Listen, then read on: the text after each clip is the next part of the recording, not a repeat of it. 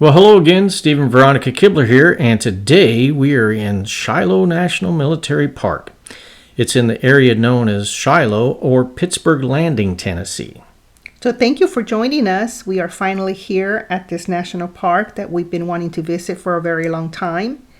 And we may narrate some parts of it at the end, but for the most part, we want to just allow you to be able to read all the great information that is provided at this national park. One of the things I found helpful when reading the information was when Steve explained to me that the opposing forces had multiple names. So, for example, the United States of America, also known as USA, and the Union, the North, and federal government. And then the other forces were the Confederate States of America, also known as CSA, Confederates, or the South. And under the Union, we had Ulysses S. Grant and Don Carlos Buell as commanders and leaders. And under the Confederates, we had Albert Sidney Johnston and P.G.T. Beauregard. Thank you. So some of those interesting facts to help with keeping the information straight in my head. And I thank you, Steve, for giving me that information. Yeah, it can be confusing when you're reading all this stuff. 'Cause, I was getting a little lost. Yeah.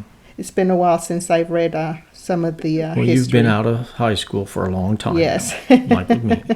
I've been out for a long, long time, over 40 years. Yes, and here we are looking at the visitor center, which is the building there in red brick, and and this is where we're going to find a lot of good information. Yeah, it's just like a museum.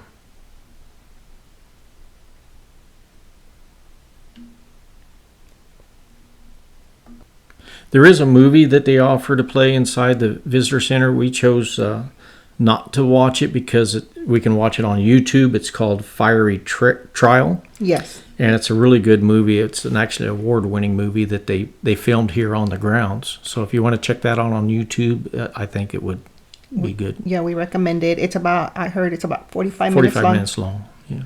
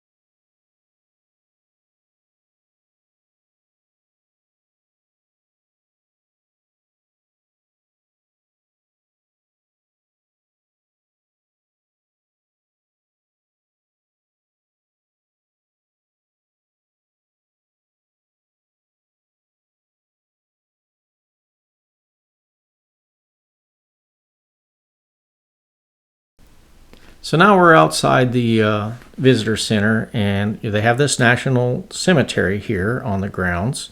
And one thing we noticed when we're looking in there is about the coins that can be on the headstones. And a penny represents that a person visited that grave. If a nickel is on the headstone, it means the visitor trained with the deceased at boot camp, like they went to boot camp with that person that's the headstone is for. A dime represents that the visitor served with the deceased at some point in time, like they served with them in the military out at some point in time. And a quarter means the visitor was with that deceased person when they died. So like they were serving with them in a combat role or something. That's very interesting. I had never seen that before. Because you asked about it, when because, we were there. Yes, I saw it here. I had not seen it in other cemeteries, and I did not know that. Yeah. So very interesting. I'd seen it before. Of course, there's other traditions and stuff like that, but that is like a military tradition, And this is a military cemetery.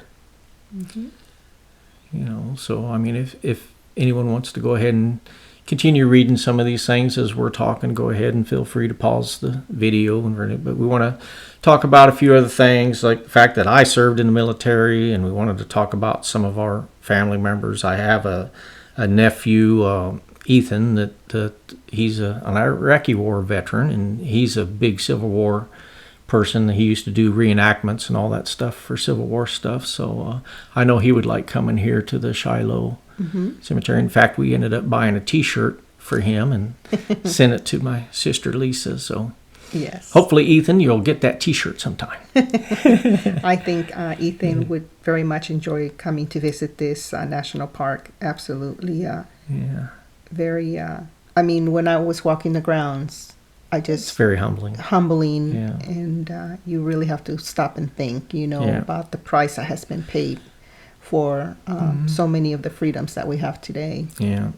But yes, I too have nephews, and I have a few brother-in-laws who have served in the military, and some of my nephews who are still serving in the military. So yes, Vic and Nick, and brother-in-law Nick as well. If you ever get a chance to come visit and your this, brother-in-law Kevin, and my brother-in-law Kevin, yes, Air Force, and then I have my grandfather was a World War I vet. My grandpa on my mom's side, and then I have an uncle Richard on my dad's side that was retired Air Force, and my uncle Art on my mom's side was retired Army. And my brother Don was also in the Army. Yes, so definitely we recommend visiting this National Military Park if you get an opportunity to do so. Yeah. There's a lot of history here. One thing I was pointing out to Veronica is that you see the rifling in this cannon. That rifling is those little raised spots in there. And that would make the cannonball more accurate, with rifling, or a bullet, rifle, And then they had some cannons that didn't have the rifling in it. And then I think, Veronica, you were telling me something about some birds that you read, that birds... Inside the visitor center, I did read that in the springtime, the birds nest in these cannons now. And, they lay their eggs. They lay their eggs, and of course, they have to come, people have to come and clean that out after the birds are done nesting. Yeah. Which I found a little bit interesting. Yeah, there's just so much history, and this place is so big. We didn't probably see half of it. I'd say, because we were kind of pressed for time. We only had the one day to come visit, and we still had to make our 5 to 6 hour drive home. So we recommend, if you want to see the majority of the park, either spend a whole day there or a day and a half. Yeah, I think it'd take a good day and a half to see everything. If you want to go through the visitor center, read everything, and then actually go to all the different sites. And then in the greater area, like if you go on to Corinth, Mississippi, which is just across state line from here, there's more military sites, to go along with this. So that, the whole area is full of sites, and there's I think even independent museums and things, and there's tour guides also that could take you around if you wanted to pay for that as well. Yep. But it's very, and, very humbling. And we visited in October, early October, so the weather was very nice. Very nice. It was warm, and it was easy to walk the grounds and drive. They have paved roads that you can drive to the different areas of the park. And one thing I read, the paved roads are actually the wagon roads. The wagon they were trails, the yes. trails that they used at the time of the war. you know. Yes. And this all took place again. If you read it all, it was 1862 on April 6th and 7th was when everything was going. And there's all kinds of monuments here throughout the grounds. This particular monument here was to the Confederate soldiers. It's a memorial for them. You can go ahead and read that if you'd like.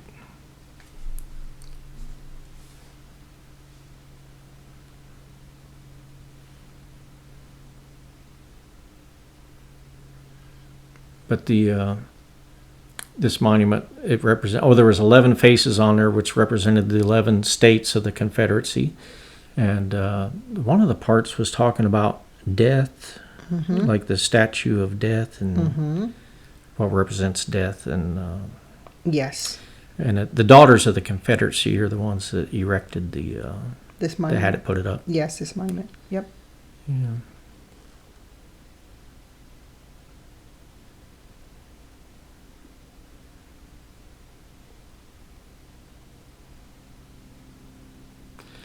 Again, I've said this several times, but it's a very humbling experience being there. It's very when you're on these grounds, you just kind of feel a presence, or You do. You really Or, do, because a lot of the military people who died at this battle are buried they're buried there throughout these grounds. Yeah. So for me, I was very careful. I walked very slowly.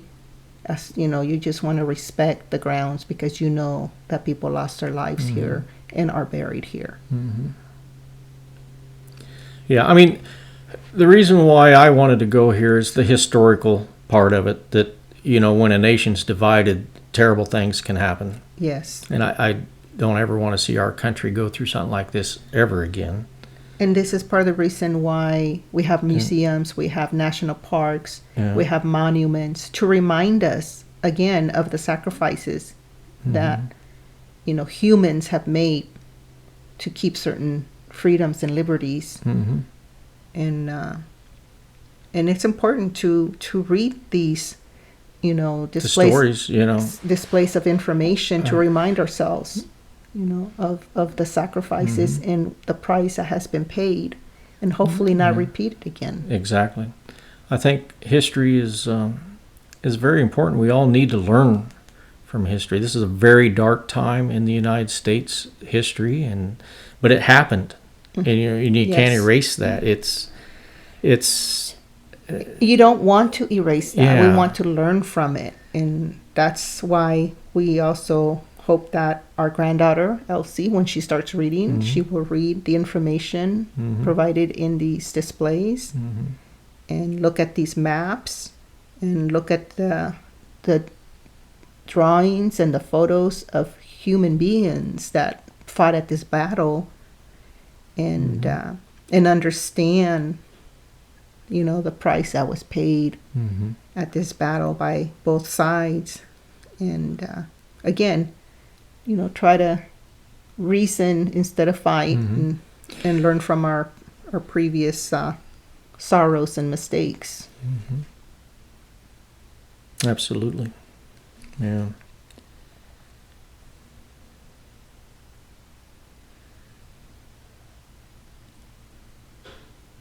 As we go around the park, you'll see where the different armies were at. Like you had, the North had people from Illinois, Ohio, Iowa, Indiana.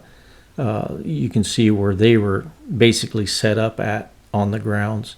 And then you can also see where on the Confederate side where they were set up on the grounds. And And again, one thing we found interesting was the way they were calling, for example, an Illinois monument says Tennessee on it, or Army of the Tennessee. Army of the Tennessee. So I was a little confused about that. I'm Yeah. like, well, wait a minute. It says it's Illinois, an army, Yeah, I force was from confused Illinois. there at the time. And I did a little research on that, and I guess the Union forces would name their army at the time where they were located. Like if it was at the Tennessee River, it'd say the Army of the Tennessee. If it was at the Ohio, they'd say the Army of the Ohio, or Army of the Potomac, or Army of the So they would name it after the river. river. Okay. And all that they were near, because this is right by the Tennessee River. Mm-hmm. You know, and this is one of the areas that we were talking about. This was actually a farm, somebody's farm Mm-hmm. Yes. grounds that they were Yes. fighting on. Yes. As you see there, it says Army of the Tennessee, and But the infantry was from Illinois. yeah, so it's very confusing when you read that Yes. So. monument. You never know. I'm glad I went ahead and did a little more research on that, because very confusing. Yes. Especially, knowing that, I came from Illinois, grew up in Illinois, and it's like, well, why would I knew that they were a northern, Infantry. state. Yes. Yeah. So it's like, why are they calling themselves Tennessee? Because Army of Tennessee was a Tennessee. Confederate state, So yes. at the time. I'm sorry, this one here's a little hard to read.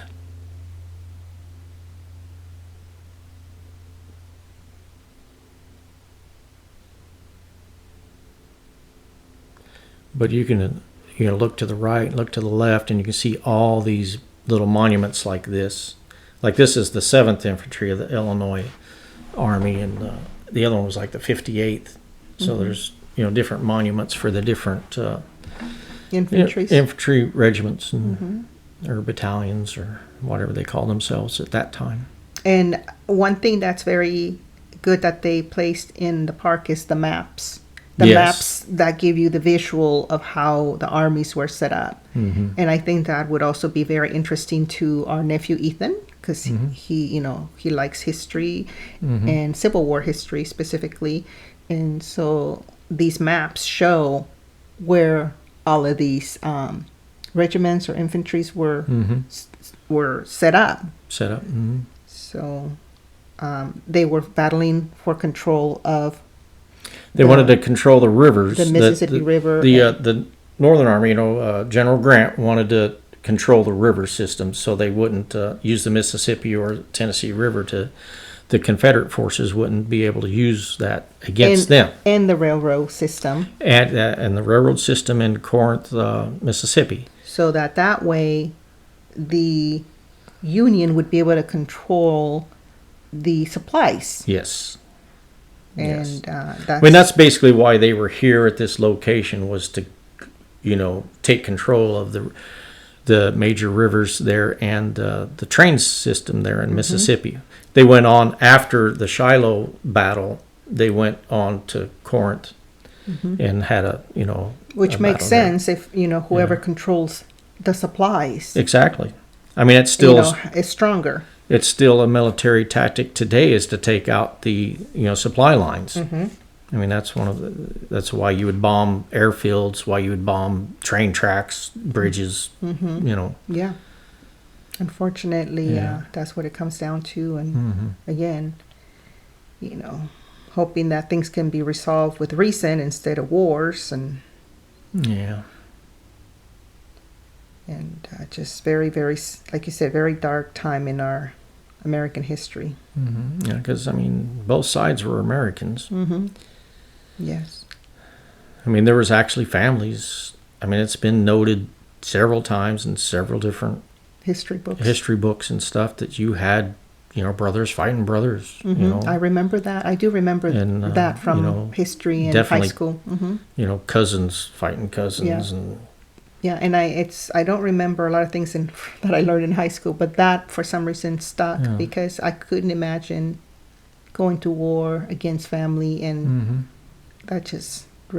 that thought just really impacted me, and it's just, again, very sad. Mm-hmm. Yeah, I know that this, the battleground itself is, it's not something pleasant. You're not going to go out, feel great and, Yahoo and all this and that. I mean, it's a very humbling experience. It's very, I think, for me, it was necessary to go here because I wanted to pay my respects Yes. to those who, Yes. basically died, trying to, Yes. fight for what they thought was, What they right. believed in. Yeah. Yes. And again, one of the points I want to stress is I hope we never come to this point ever again in the United States. That we would want to fight against each other over something that Can be resolved be resolved otherwise. otherwise. Yes.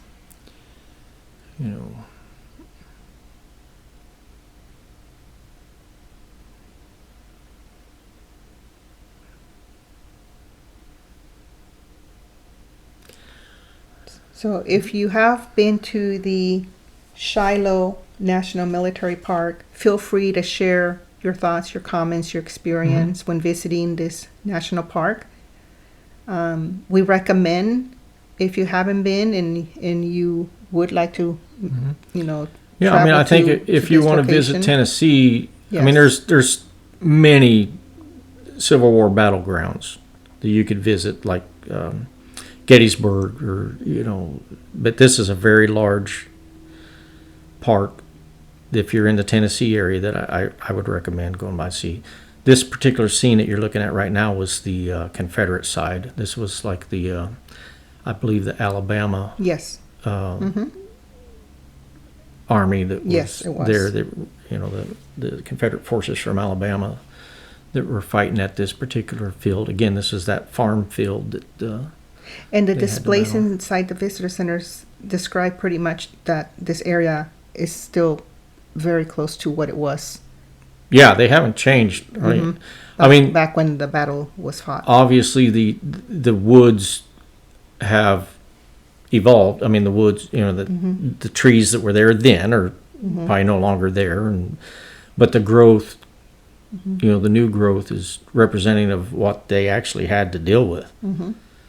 Yes.